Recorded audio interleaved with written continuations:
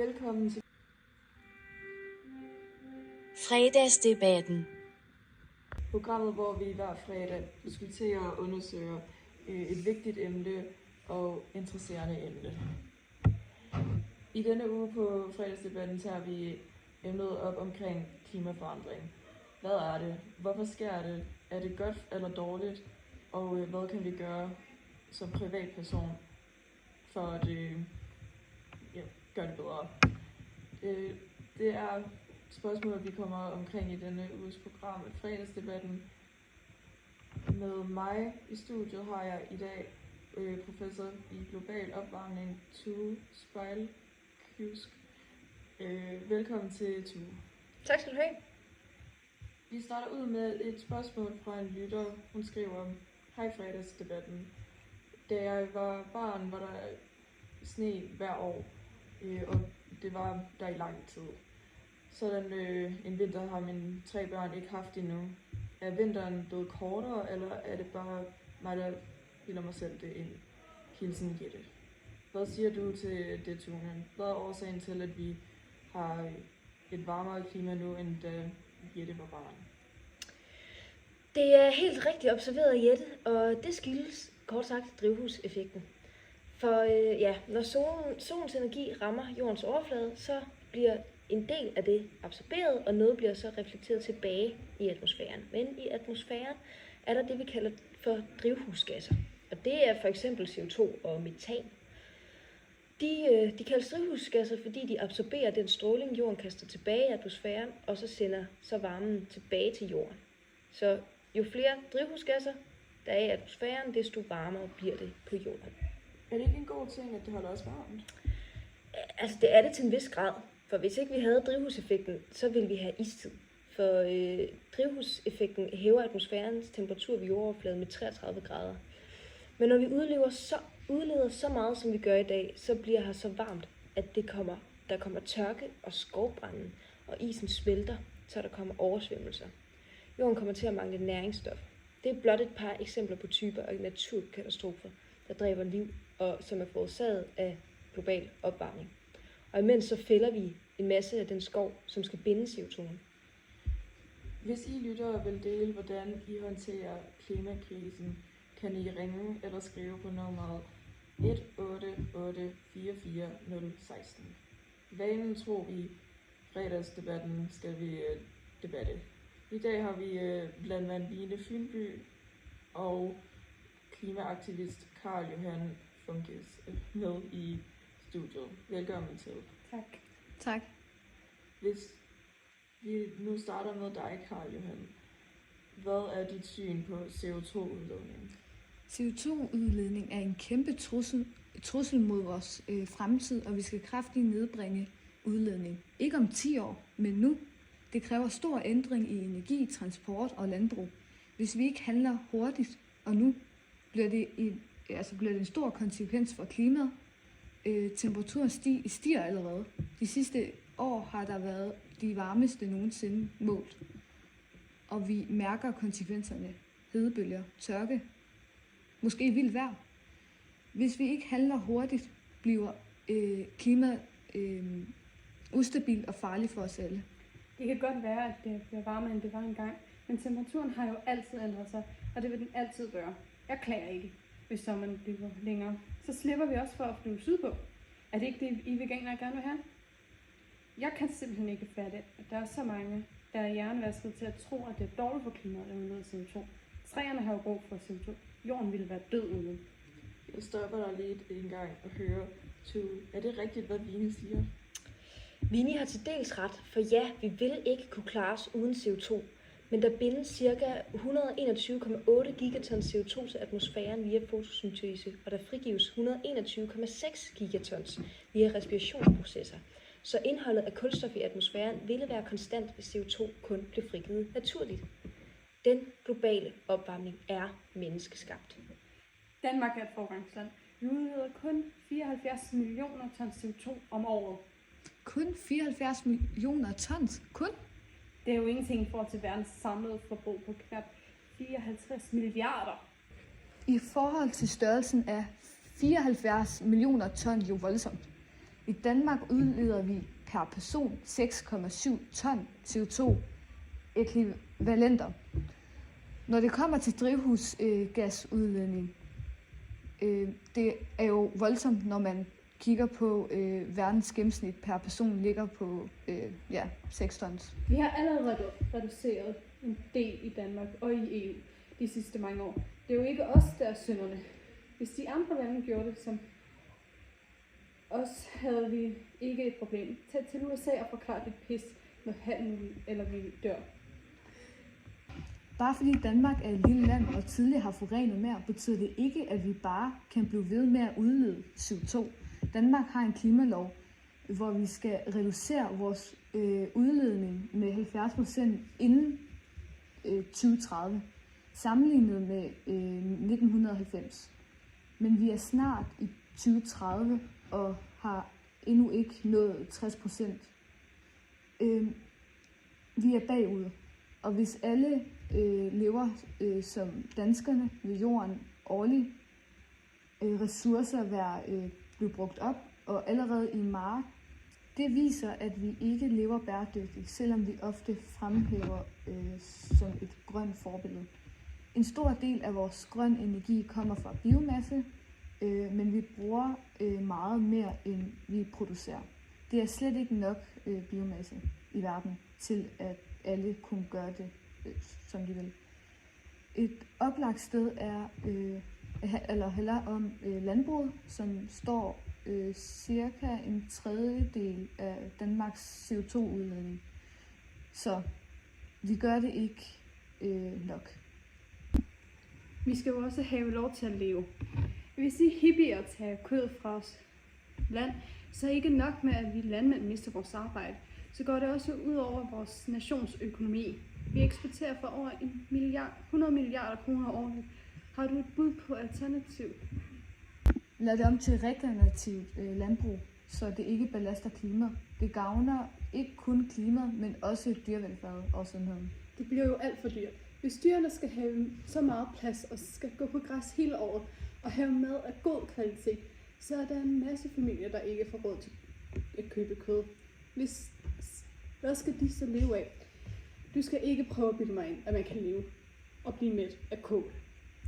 Nu skal du komme ind på det der. Jeg har en aftale med kaninerreplikken. Det er simpelthen for gammeldags. Dengang vi levede af kød, da vi selv dræbte den med spyd, eller ved at løbe efter. Forstår du ikke, at menneskeheden har udviklet sig? Ja, lige så vel som temperaturen. Du gør bare dit grønne dumme klima-hippie shit. Din hjernevaskede grøntsag, forstår du ikke noget? Du forstår seriøst ikke noget? Lad mig komme ind her, for nu er det nemlig blevet tid til ugens feed. I denne uge er der Laurus nyeste udgivning. Nummeret hedder EU's klimaproblemer, og det kommer her. Et offensivt om klimaproblemerne i EU og Danmark. Global opvarmning.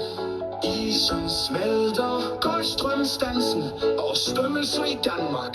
Maldiverne, Odense, Steiner, elever, Salsenhold, Grønlands bombe, Arktis produktion ændres, fisk forsvinder. Velkommen tilbage til fredagsdebatten. Nu skal vi høre nogle meget interessante ting omkring CO2-udledning fra Karl Johan. Når vi taler om CO2-udledning, tænker de fleste på luft og klimaet, men havet spiller faktisk også en afgørende rolle. Mange ved det ikke, men verdenshavene optager omkring en fjerdedel af det CO2, vi mennesker udleder. Det gør havet til en slags klimastøddæmper, fordi det hjælper med at bremse opvarmning af jorden. Men der er også en bagside. Havet bliver sur, når havet optager CO2. Denne proces kaldes havforsuring, og det er en alvorlig konsekvens for livet i havet. Mange havdyr, som for eksempel koraller, muslinger og visse typer plankton, har brug for kalk til at danne deres skeletter. Men i surt vand bliver det sværere for dem at gøre det. Ja, jeg kan lige tilføje, at jo varmere vand er, jo mindre CO2 kan det indeholde. I har måske prøvet, at en sodavand har stået et varmt sted, og den så er bruset over, da man åbnede den. Og det er fordi, der frigives CO2, fordi der ikke er plads til lige så meget, når vandet bliver varmere. Og det er det samme, der sker i havet. Når du nu er i gang, Tune, kan du så forklare, hvordan CO2-forsuringen forsurer vandet? Det gør det, fordi der dannes kulsyrerne CO2 og H2O reagerer. Og hvorfor gør det ud over de organismer, Karl Johan snakkede om? Nu bliver det måske lidt langhåret, men kort forklaret så frigives der hydrogenioner, kaldet hydroner, fra kulsyren, når kulsyren reagerer med vand. Hydronerne kan bindes på karbonaten i kalken, og kalk er derfor en buffer for forsuringen, men det går så ud over de kalkholdige mikroorganismer, hvor Karl Johan for eksempel nævnte koraller og muslinger. Kalken bliver så opløst. Forskere er i gang med at lave forsøg, hvor de modvirker forsuringen af vandet med basiske mineraler og øger optaget af CO2.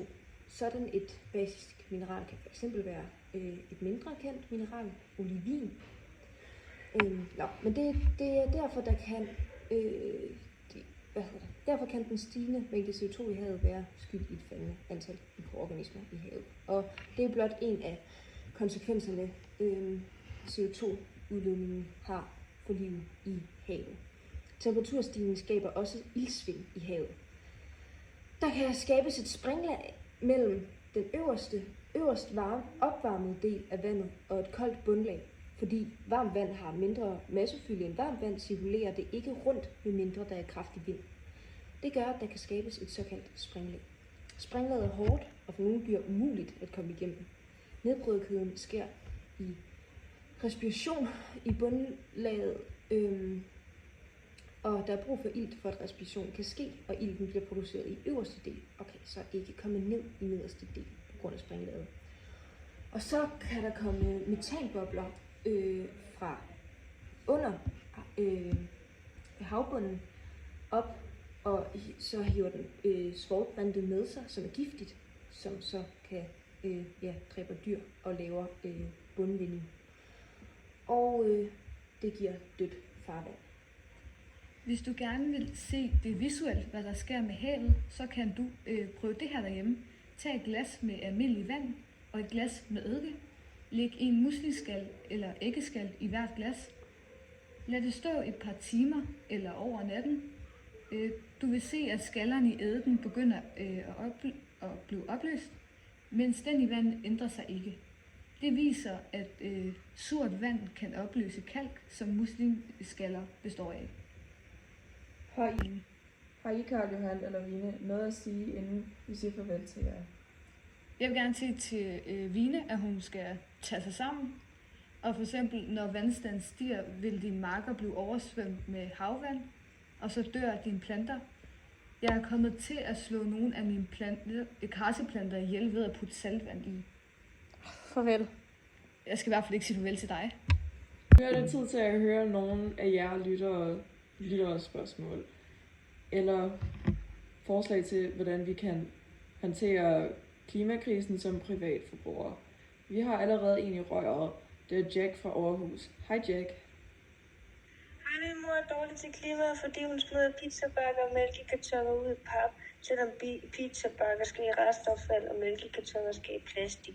Det har jeg lært i skolen. Må jeg lige høre, hvor gammel er du, Jack? 7 år. Vel, det lyder meget interessant, Jack. Jeg vil sige, at det er fantastisk at høre børn som dig, Jack, lære, hvordan man skal sortere skrald ordentligt i skolen.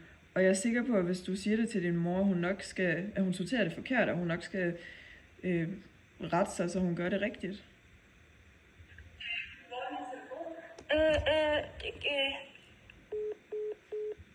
Nu har vi en ny rør. Ja, hej så.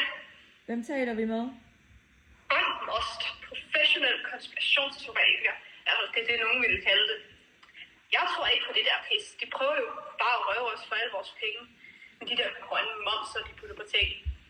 Hvis man kigger på den rigtige forskning er vi i en mellemistidsperiode, hvor klimaet naturligt bliver varmere. I er blevet hjernevasket af staten, hvis I tror på, at det er menneskeskabt. Nu skulle vi gerne have Flora fra Roskilde i røret. Ej, kan I høre mig? Du går klart igennem. Flora, har du forslag til, hvad vi kan gøre for at stoppe den globale opvarmning? Jeg tror, at de små tiltag i hverdagen gør en forskel. Jeg har selv lige fået solceller op, og så er jeg stoppet med at flyve og at spise kød. Jeg tager så vidt muligt offentlig transport, hvis afstanden længere er til, at jeg kan tage cyklen. Desuden er jeg helt stoppet med at bruge nogle former for AI. Jeg har nemlig læst en artikel, som sagde, at et spørgsmål til ChatGPT bruger lige så meget energi som 40 telefonopladninger. Disse små ændringer er i hvert fald en start, og jeg tror på, at vi alle kan gøre en forskel, hvis alle tager sig sammen. Ingen kan gøre alt, men alle kan gøre noget. Tak for det, Flora. Lad os slutte på det budskab. Det var alt for denne gang på fredagsdebatten. Jeg håber, at I har lært noget, og at I lytter med næste fredag, hvor vi diskuterer omkring atomkraft. Tak for nu, og have en god weekend.